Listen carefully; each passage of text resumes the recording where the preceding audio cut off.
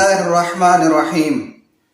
عن جابر بن عبد الله رضي الله عنه قال قال رسول الله صلى الله عليه وآله وسلم إن الله بعثني لتمام مكارم الأخلاق وكمال محاسن الأفعال او كما قال عليه الصلاة والسلام. قابل صد احترام دوستو، ربیع الاول کا مہینہ جاری ہے اور اس مہینے کا تقاضا یہ ہوتا ہے کہ ہم اپنے نبی پاک صلی اللہ علیہ وآلہ وسلم کی ذات اقدس سے اپنے تعلق کی تجدید نو کرتے، آپ کی سیرت مبارکہ، آپ کی مبارک تعلیمات، آپ کے اخلاق حسنہ، آپ کی بتائی ہوئی ہدایتوں کو اپنے اندر اثر نو پیدا کرنے اور ان پر عمل پیرا ہونے کا ہم ایک نیا عزم اور حوصلہ اپنے اندر پیدا کرتے ہیں۔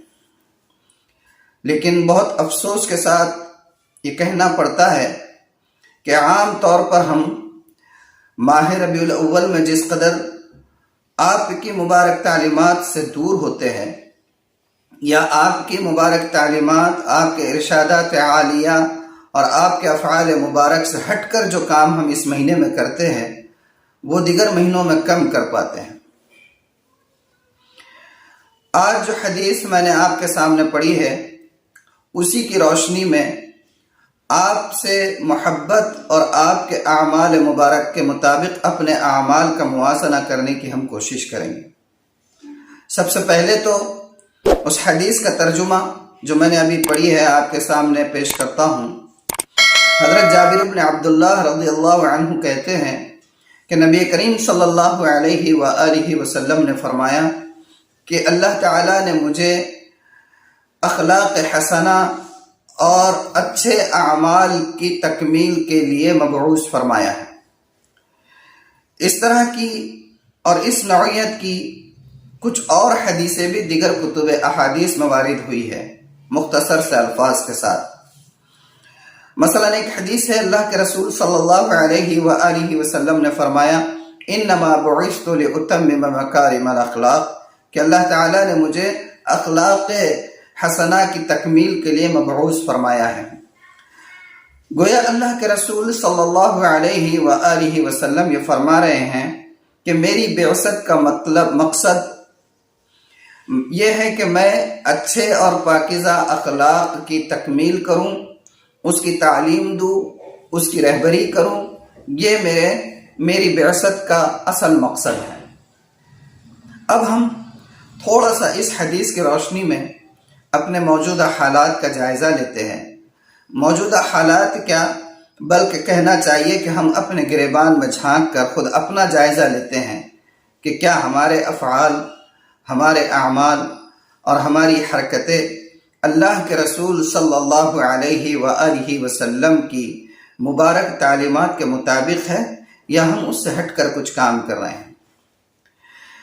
آپ صلی اللہ علیہ وآلہ وسلم کا ایک اخلاق حسنہ اور ایک خلق حسن آپ کا یہ تھا کہ آپ صلی اللہ علیہ وآلہ وسلم جب کبھی اپنے گھر تشریف لاتے تو آپ اتنی آہستہ آواز سے اور اتنی دبی ہوئی آواز سے سلام کرتے کہ حدیث کی کتابوں میں الفاظ ہے کہ آپ کے سلام کی آواز سے جو لوگ جاگ رہے ہوتے وہ تو جواب دے دیتے، لیکن اگر کوئی شخص سویا ہوا ہوتا تو وہ آپ کے سلام کی آواز سے جاگنے نہیں پاتا۔ اللہ اکبر، کیا خلق حسن ہے ہمارے نبی کے۔ اور ہم تھوڑا سا غور کریں کہ اسی نبی کی میلاد کے نام پر، جشن کے نام پر ہم جو گلیوں میں، نکڑوں پر، چوراہوں پر، گھروں میں، گھر کے باہر، سڑکوں پر، شاہراہوں پر جو ویڈیو آڈیو سسٹم نصب کرتے ہیں، ڈی جے لگاتے ہیں اور اس کے ذریعے سے جو بلند آواز سے نعتوں کا سلسلہ شروع ہوتا ہے، ہر طرف سے جو نعتوں کی اور قوالیوں کی جو آوازیں گونجتی رہتی ہے، ہر گلی سے، ہر نکڑ سے، ہر چوراہے سے ایسا محسوس ہوتا ہے کوئی نقار خانہ ہے۔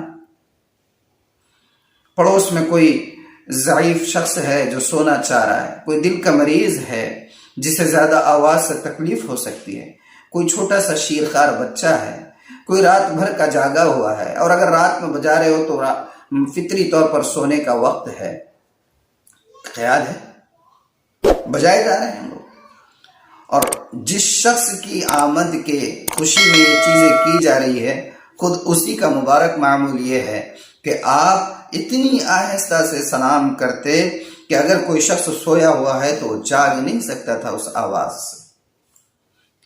غور کریں کہ ہم آپ کی تعلیمات کو چھوڑ کر آپ سے محبت کا اظہار یہ کس حد تک صحیح ہے۔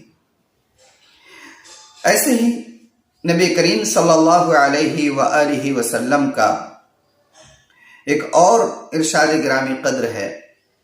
آپ نے فرمایا کہ بھئی تم راستے میں نہ بیٹھو، اور اگر راستے میں بیٹھو تو اس کا حق ادا کرو۔ اور اس کا حق کیا ہے؟ اس کا حق یہ ہے کہ آپ کے ذریعے سے کسی راہ گزر کو، راستے سے جانے والے کو آپ سے تکلیف نہ ہو۔ اور آپ نے فرمایا کہ بھئی راستے سے تکلیف دہ چیزوں کا ہٹانا یہ ایمان کی علامتوں میں سے ہے۔ اب آپ غور کریں کہ ہم جشن کے نام پر، جلوس کے نام پر ہم جو محبت کا اظہار کرنے کا طریقہ اپناتے ہیں، کیا ہم راستے کے حقوق کا پورا خیال رکھتے ہیں؟